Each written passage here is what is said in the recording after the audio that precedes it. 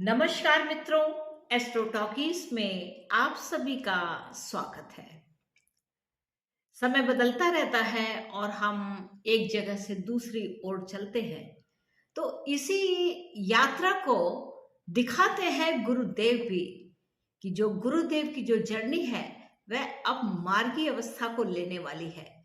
यानी कि 31 दिसंबर 2023 से गुरुदेव मार्गी हो रहे हैं। मार्गशीर्ष मास के कृष्ण पक्ष की चतुर्थी तिथि को, और समय होगा सुबह 7:34 और 40 सेकेंड। तो ये जो गुरुदेव है, जो अश्विनी नक्षत्र में है, किसी एक शुरुआत को लेकर के चले थे। बड़ा उन्होंने आगे और पीछा किया, यानी कि वक्री अवस्था ली, फिर मार्गी अवस्था ली, फिर उन्होंने वक्री अवस्था ली और अब पुनः यह मार्गी होने जा रहे हैं। तो यह अश्विनी नक्षत्र के चौथे चरण में, यानी कि जो कोई एक आरंभ किया गया था, उस आरंभ को अब मार्ग अवस्था में ले जा रहे हैं। यानी कि अब स्ट्रेट वह जिस हाइट पे जाना है, जहां जाना है, वहां तक ले करके आने वाले हैं। और जो उस समय पर जो नक्षत्र है, यानी कि जो चंद्र नक्षत्र है, वह मघा है। तो कुल मिला के अगर उस समय की जो स्थिति देखी जाए, यानी कि मार्गशीर्ष मास के चतुर्थी तिथि, कृष्ण पक्ष की जो चतुर्थी तिथि है, और समय देखो तो 7:34 और 40 सेकेंड। तो उस समय पे जो चक्र है वह बहुत ही सुंदर है। नवम भाव का स्वामी आ जाता है, पंचम भाव में आता है। ये बहुत सुंदर भाव है, यानी कि भाग्य का पूर्ण सहयोग यहाँ पर मिलता हुआ दिखाई देता है। इसके साथ में जो अश्विनी नक्षत्र है, ये चौथे चरण में मार्गी अवस्था में यहाँ पर अब गुरु हो रहे हैं। यानी कि उच्च अवस्था के जो फल गुरुदेव के होने चाहिए थे, क्योंकि गुरुदेव खुद ही वक्री चल रहे थे, तो वह उसको दे ही नहीं पा रहे थे। अब चूंकि गुरुदेव ने अपना मार्ग पकड़ा है कि मुझको तो अब ऐसी दिशा में ही चलना है, बहुत घूम फिर लिया, बहुत उल्टा पुल्टा चल लिया, अब मुझे सीधी अवस्था में चलना है। तो गुरुदेव अब सीधे फल देने वाले हैं, यानी कि डायरेक्ट मोशन में आकर के आपको प्रभाव देंगे। अब गुरुदेव क्या है, ये जो गुरुदेव है, अगर बारीकी से देखा जाए तो यहाँ पर सभी ग्रह को अपनी अपनी राशि में, अपनी अपनी चाल में, अपने अपने दिशा में परिवर्तन करते हैं। तो यहाँ पर जो गुरुदेव की जो स्थिति है वह कुछ विशेष महत्व रखती है, क्योंकि गुरुदेव जो है वह भाग्य के वो बढ़ाने वाले माने जाते हैं, विवाह के प्रतीक होते हैं, ऐश्वर्य देते हैं, संतान देते हैं, धार्मिक कार्यों से संबंध रखते हैं, धन दान पुण्य, इन ऐसे जो पुण्य कारक जो चीजें हैं उनके ऊपर यहाँ पर उनका प्रभाव रहता है। तो वह अभी तक वक्री थे, अब हो रहे हैं मार्गी, यानी कि अब वह सही दिशा में चल रहे हैं। यानी कि जो उनकी बस जो रास्ता भटक गई थी, जो उल्टी चल रही थी, बैकवर्ड मोशन में जा रही थी, अब वह फॉरवर्ड मोशन में जाएगी, सीधी अवस्था में जाएगी। तो ये जो गुरुदेव है, ये जो वक्री होना या मार्गी होना होता है, ये सब हमें समय के अनुसार सीख देने के लिए आते हैं। यानी कि जैसे आप कोई भी चीज लीजिए, तो अगर वो चीज सही ढंग से नहीं हो तो कहा जाता है फिर से करो, तो आप फिर से करने के लिए फिर पीछे जाएंगे, फिर जाके उसको ठीक करेंगे, और ठीक करके फिर आप जब आपका काम पूर्ण हो जाएगा तो आप आगे आएंगे। तो ये जो जब वक्री अवस्था जब पूर्ण होगी, उस समय पे आप देखेंगे, ऐसा अनुभव करेंगे कि ऐसा लगता है कि कुछ समय ठहर सा गया है, यानी कि चीजें बढ़ ही नहीं रही हैं, आगे चीजें हो ही नहीं रही हैं। तो उस आगे बढ़ने की जो अब दिशा है, यानी कि 31 दिसंबर 2023 से जो मैंने समय बताया सुबह के बाद से, आपको खुद लगेगा कि आपकी जो चीजें हैं वो है अब शायद सही दिशा को चल रही हैं। तो इस प्रकार ये जो गुरु का प्रभाव है विशेष रूप से किस पर होगा, जिसकी गुरु की महादशा चल रही हो, जिसकी गुरु की अंतरदशा चल रही हो, या जिन लोगों के गुरु या कोई भी ग्रह अश्विनी नक्षत्र से संबंध रखता हो, तो यहाँ पर उनके ऊपर विशेष प्रभाव दिखाई देगा। यानी कि इस गुरु का प्रभाव, यानी कि जो गुरु ने वक्री अवस्था ले रखी थी, उनके काम में अभी थोड़ी सी रुकावट थी, वह अब यहाँ पर कहीं ना कहीं थोड़ी सी वह जो रुकावट है वह दूर होने वाली बनती है। तो यहाँ पर आप देखेंगे कि आपके जो काम है वह बनते जाएंगे। और गुरु चूंकि मेष राशि में है, तो अब देखना कि मेष राशि वाले जो भी जातक हैं उनके अंदर आप चेंजेस देखिएगा। मेष राशि पे इसका बहुत प्रभाव पड़ेगा। गुरु जो उनको एक तरीके से रोक रखा था, जो चीजें होनी चाहिए वह नहीं हो रही थी, वह सब अब चलायमान हो जाएंगे।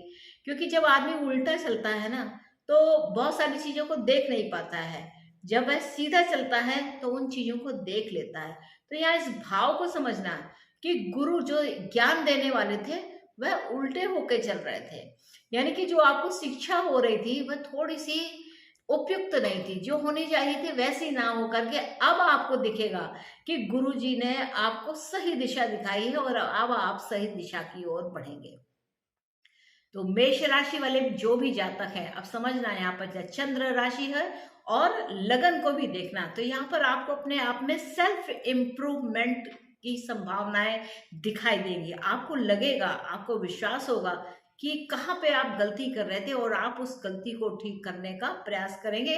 क्या वह ठीक आपको खुद ही दिखने लगेगा कि ये चीज़ मेरी गलत है या ये चीज़ मेरे से गलत हो गई है, अब मुझे इसको सुधार करके ठीक मार्ग पर चलना है। तो यहाँ पे जो सेल्फ चीज़ पर कंट्रोल आएगा, कंट्रोल भी क्या आएगा, एक आएगा कि ये ऐसा मैंने कैसे होने दिया या हो गया। तो यहाँ पर जो मेष राशि है, ये गुरु जो है ये आपको सही ज्ञान की दिशा को दिखाएंगे।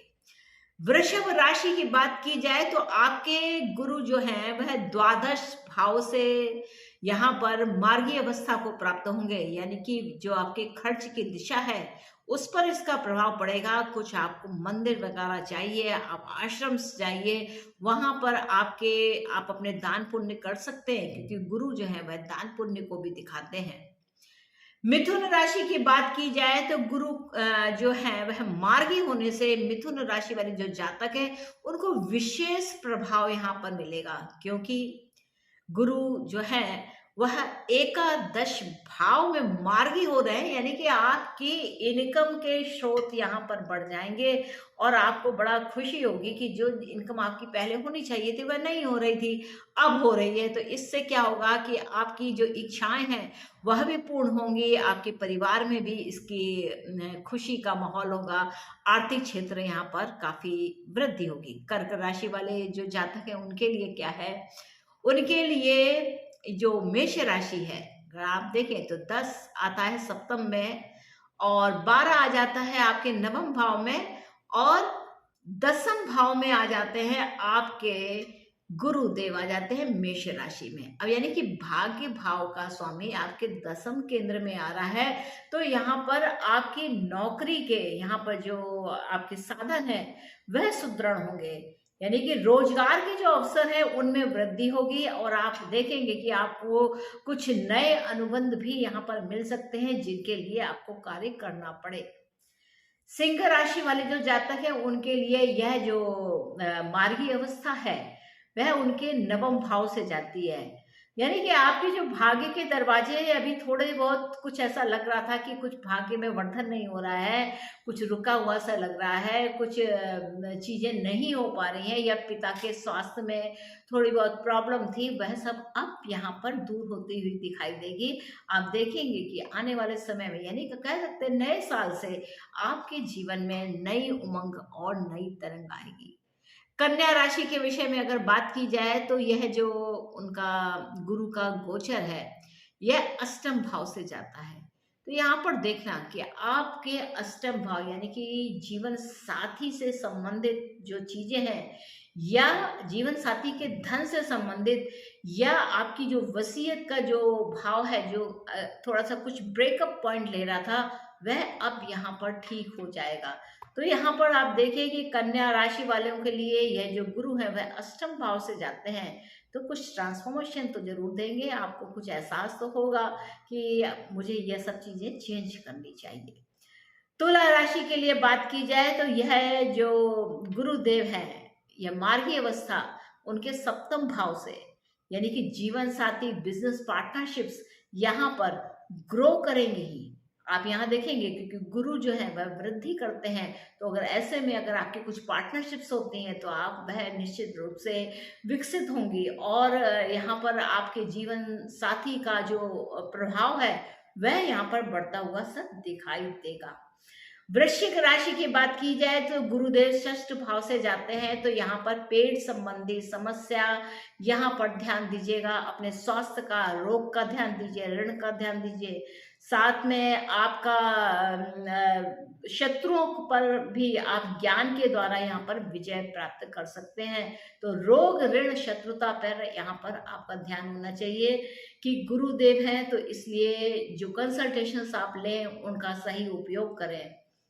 धनु राशि की बात की जाए तो धनु राशि वाले जो भी जातक हैं उनके लिए यह गोचर उनके पंचम भाव से मार्गी अवस्था को प्राप्त करेगा, यानी कि संतान के संबंध को लेकर के जो चिंता अभी तक आपके अंदर है वह यहाँ पर अब दूर होगी, क्योंकि गुरुदेव मार्गी हो गए, आपको रास्ता दिखाएंगे। आपको स्वयं ही वह रास्ता दिखेगा, और आपकी जो संतान है वह खुशहाल होंगी। उनके जीवन में अगर कोई रुकावटें चली आ रही हैं तो वह जो रास्ते हैं वह क्लियर हो जाएंगे। मकर राशि की बात की जाए तो यह जो गोचर है उनके चौथे भाव से जाता है, यानी कि सुख संबंध में वृद्धि कर रहा है। यानी कि मकान के लोग को लेकर के, माता को लेकर के, भूमि को लेकर के, यहाँ पर सुख को लेकर के, आनंद को लेकर के यहाँ पर जो वृद्धियां हैं वह यहाँ पर निश्चित तौर से दिखाई देती है। कुंभ राशि की बात की जाए तो कुंभ राशि वाले जो भी जातक हैं उनके लिए यह गोचर उनके तृतीय भाव से जाता है, यानी कि कुछ पब्लिकेशंस जिसमें राइटिंग हो, जिसमें लिखना हो, सोच समझ के कीजिएगा। आपको यहाँ पर यात्राएं मिलेंगी, काफी यात्राएं यहाँ पर करनी पड़ेंगी, और यहाँ पर भाई बहनों से जो संबंध है वह भी होंगे। यहाँ पर अगर देखा जाए तो जीवन साथी के 7, 8, 9 जीवन साथी के भाग्य में यहाँ पर वृद्धि होगी, और कुछ धार्मिक यात्राएं भी यहाँ पर करनी पड़ सकती हैं। तो आप यहाँ पर मंदिर वगैरह में अवश्य जाएं, कोई भी धार्मिक स्थान हो वहाँ पर आप अवश्य जाएं, और वहाँ से आशीर्वाद प्राप्त करके अपने कार्यों को करें। मीन राशि वाले जो जातक है उनके लिए यह गोचर उनके द्वितीय भाव से जाता है। तो यहाँ पर जो भाव है, यानी कि मीन राशि है, तो द्वितीय भाव में गुरु होते हैं, यानी कि परिवार को लेकर के, बैंक बैलेंस को लेकर के, कोष को लेकर के, खाने का जो आपका शौक है उसको लेकर के, उस क्षेत्र में यहाँ पर आपको यहाँ पर प्रभाव दिखाई देगा। तो यहाँ पर क्या लाभ आपको मिल सकता है कि आमदनी के क्षेत्र में बहुत ज्यादा वृद्धि हो सकती है। आमदनी, उसमें भी कलेक्शन, यानी कि आमदनी हो और इसके बाद वो कलेक्शन भी हो। ऐसा ना हो कि आमदनी हुई और खर्च भी हो गया। तो यहाँ पर बहुत सारी व्यवसाय की संभावनाएं भी बढ़ सकती हैं। यहाँ पे आपको यह ध्यान देना चाहिए कि आप सोच समझ करके ही चीजें खाएं। कोई बासी चीज नहीं खाएं, हमेशा साफ और ताजी चीजें खाएं। इससे आपके ऊपर एक सकारात्मक प्रभाव पड़ेगा। जितना भी आप बासी भोजन करते हैं वह सब नकारात्मक ऊर्जा में बदल जाता है, लेकिन जितना भी आप ताजा, शुद्ध और डेली अगर बनाकर खाते हैं या ताजा खाते हैं, उससे आपके जीवन के ऊपर एक सकारात्मक प्रभाव भी पड़ता है। तो ये मेष से मीन तक जो गुरुदेव है, यह कहीं ना कहीं आपके जीवन में प्रभाव तो डालेंगे ही डालेंगे, और इसका जो चूंकि जो नकारात्मकता थी वह अब दूर होगी। तो ऐसे में आपको करना क्या है, आप केले के वृक्ष का पूजन करें। आप भगवान विष्णु की, भगवान नारायण की आप यहाँ पर आराधना करें। उनके समक्ष कोई भी आप श्लोक पढ़ सकते हैं। आप केला दान दीजिए, केला खाइए भी, साथ में चने की दाल का प्रयोग करें, गुड़ का प्रयोग करें। ऐसा आप करते हैं तो आपके स्वास्थ्य में भी वृद्धि होती है और गुरुदेव भी प्रसन्न होते हैं। तो यह एक बहुत ही सुंदर है। और हाँ, मस्तक पर केसर का अथवा हल्दी का तिलक लगाना मत भूलें, चाहे स्त्री हो या पुरुष हो। अब आपकी मर्जी है, तिलक आप लगाएं या ना लगाएं। यह गुरु का काम है कि आपको रास्ता बताए, और आपका काम है आप उसे फॉलो करें। नहीं फॉलो करेंगे तो ये आपकी मर्जी है। तो मित्रों, मिलेंगे नेक्स्ट एपिसोड में किसी और विषय के साथ। तब तक मेरे चैनल को लाइक कीजिए, सब्सक्राइब कीजिए और इसे शेयर कीजिए। मिलते हैं शीघ्र ही।